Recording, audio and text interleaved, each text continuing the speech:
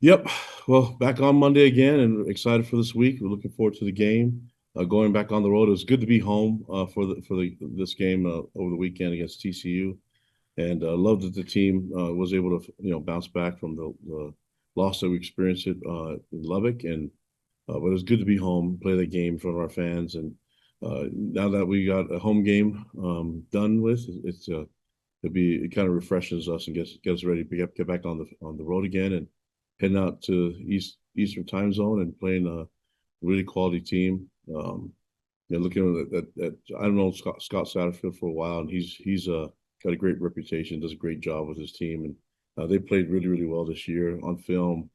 They're dangerous, and they do some. I mean, they can put some points on you really quickly with Sorsby as a quarterback. He can run the ball and he can spread the ball out in the pass game, and then they can run the ball with their running backs. And so it's a difficult team to prepare against, but defensively they can make things difficult for you too. And I mean, they got one of my favorite players I like watching, and Dante Corleone. He does a great job up front, and I like his personality. I just like the overall like their team. I like the guys on their team, the leaders that they have, and people that we got to see at the media day and things like that. It's just you hear how they speak, and you hear about the culture and what Scott's doing there, and I just can't help but be impressed with what they're doing as a team. And this is going to be a big time game, and looking forward to the matchup.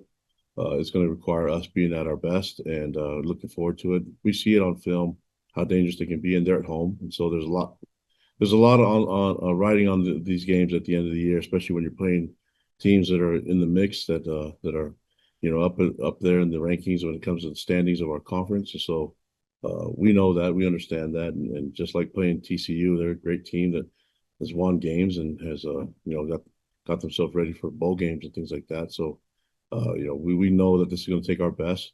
We want to create more flow and momentum from last weekend, and looking forward to getting that done starting today with our prep. And so, what questions do you guys have for me? We'll start off with Jake Hatch. Yeah, Kalani, you mentioned Saturday night. You're not necessarily worried about style points, but you guys have big noon kickoff showing up in Cincinnati. This is the third time I think you've had one of those national TV shows show up for one of your games this year. How much do you think that, I guess, spotlight helps you guys when it comes to postseason opportunities and the like, if anything? Well, when you said it, like I know about style points. I know what style points are. I want to win.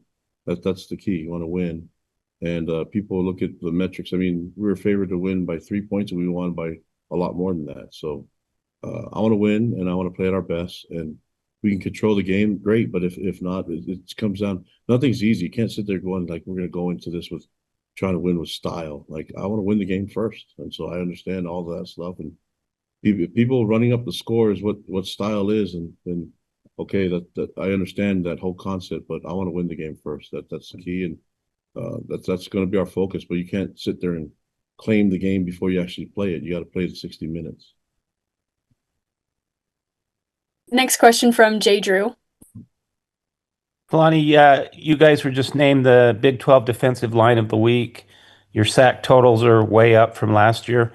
What has just gone into developing that unit to be one of the strengths of the team, really? Yeah, we thought they'd be good. We talked about developing them and getting them where they want to be. A lot of people question it. That's fine. We're playing really good football right now, and we're sitting in a really good spot. So D line is improving. Everyone's improving. We're staying. We're working on our depth. We're starting to see a lot of the young guys start to step up and understand the scheme a lot more. And when you're doing that and everybody's clicking and doing the simple things right, it comes back to the fundamentals. The guys can do the simple things right and understand their assignments, and they get to play more. And eventually, we'll get them in the right spot. So I'm pleased with the way the guys are working, their belief in themselves and in each other and the system. And when they do that, good things can happen. But it works hand in hand. The coverage has to be there in order for the pass rush to get there too. So it's usually a good sign if we're getting more sacks and more hurries, probably more disruption. If we can do things like that, then we'll have an opportunity to get interceptions and then create some havoc. Next question from Jake Hatch. Faced a lot of good quarterbacks this season, Kalani. Where does Brendan Sorsby match up? Yeah, he's right up there with all of them. I mean, you look at the stats and you can see he can make things really dangerous, and he's really difficult at home. I think we know how that advantage can be, and so when teams come here in the mountains, it's a hard game to it's hard for people to figure things out, and I think that's been an advantage for us.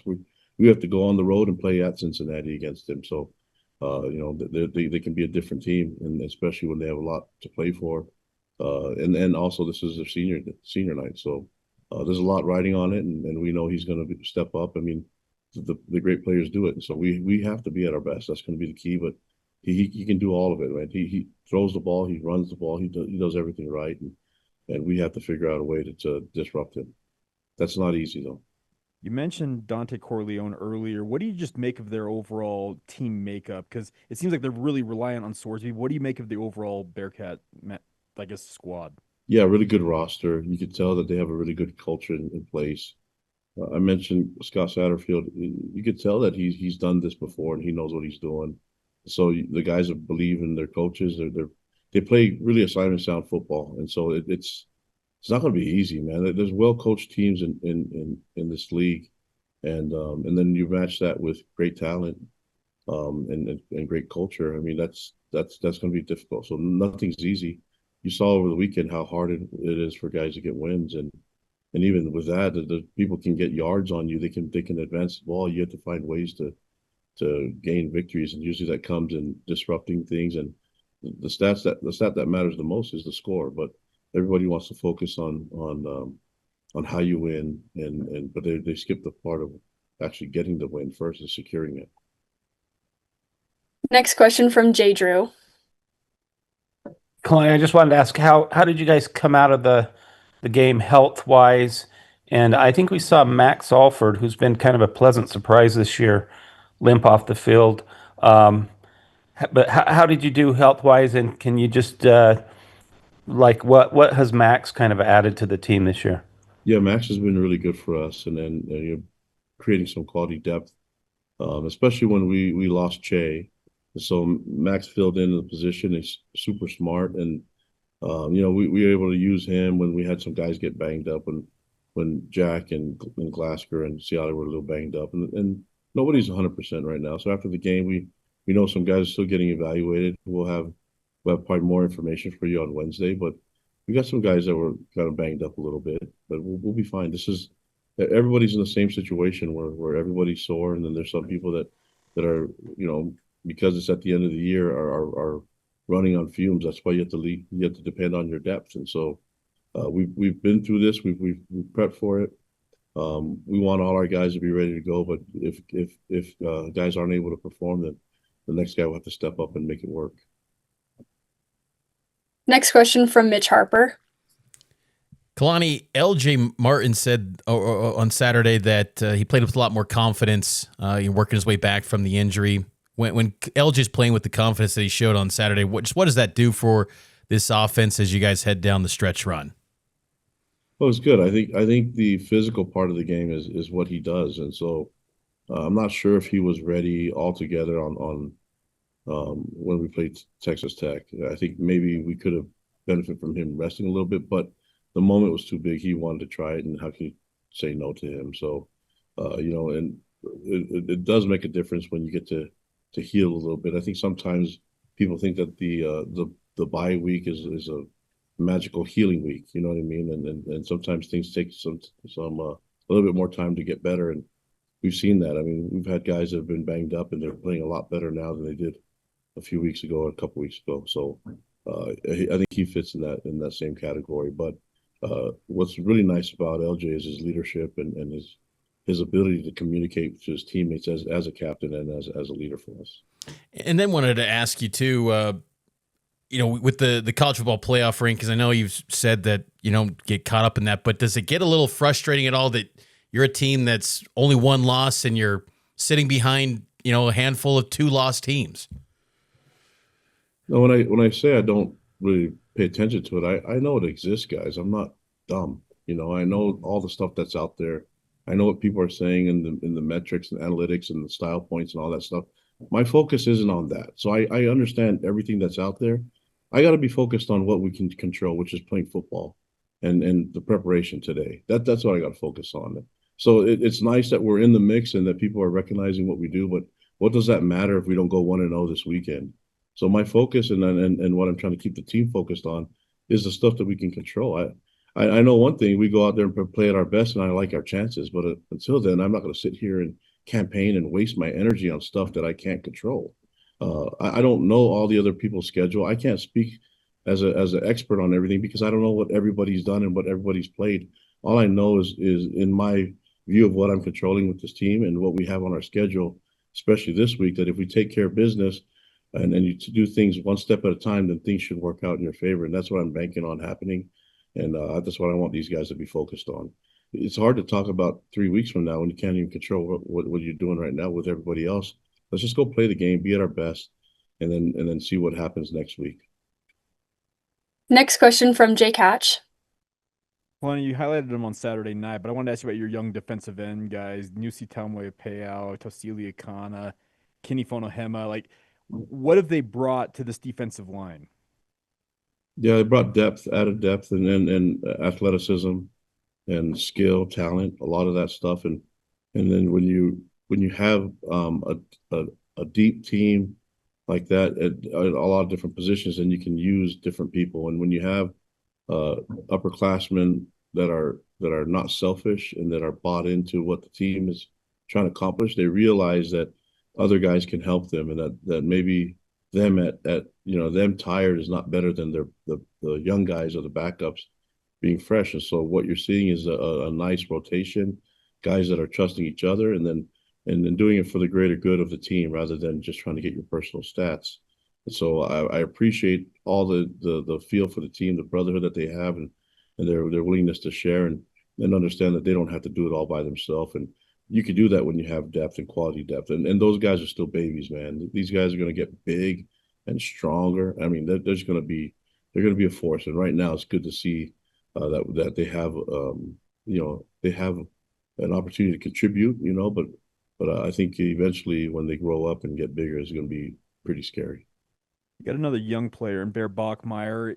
You talked about maybe taking I don't know, breaks off of him, but like, are you thinking you want to do more just traditional offense versus some of the max protects you've used in the past? Is that what you're talking about and unleashing him, I guess? Well, I think we've kind of gone through this transition of bringing him along, and now that we're at this position, we can really do whatever we want. Challenged A-Rod, and they understand that was a plan going forward. We knew what we were trying to get done, and by the end of the year, we could do whatever we want depending on what we see as an advantage against who we're playing against. So it's just hard. We can think differently now going into this game 11 than we could back in game 1, even though it was an FCS opponent. You can kind of just go step by step, and then we're in a position now where we can do whatever we want with him. Mentally, he was already there. He started studying and knew a lot of the other plays. The question is, we can't practice everything. We can only execute what we practice this week. And so let's figure out what we do, what he does best, and what he's the most comfortable with, and then what highlights our talent and our skill. And then, let's go into this game pretty much with whatever we want to accomplish. But that's not just game day. That's what we want to accomplish and what we want to prep this week with. I got one more real quick. And Bronco Mendenhall, not that long ago, was on a radio show saying he's already talked to certain players on his roster about essentially the future, like where their spot is on the roster. Do you have those communications with your players in season about what the future looks like for them? Yeah, I think the key is creating a vision for everybody, and it's hard to do when you have 120 guys, but eventually you're going to have to get towards the end of the year. And I think there's a moment where everybody understands their individual contribution to the team, and then also their goals and what they want to do individually. So right now we're asking everyone to put the team first, and then we'll discuss what possibilities there are for them individually. But right now we got to buy into what we can do as a team, and then eventually we'll get there. But there's conversations happening all over the place, and they're all separate. So like it's not like one conversation covers the entire team. It's all got to be, basically specialized for who that person is and how many years they have left and what they want to get out of this experience that they have in college football. All right. Do we have any other questions? Okay. Looks like we're good. Thank you, Awesome. Coach. Thank you, guys.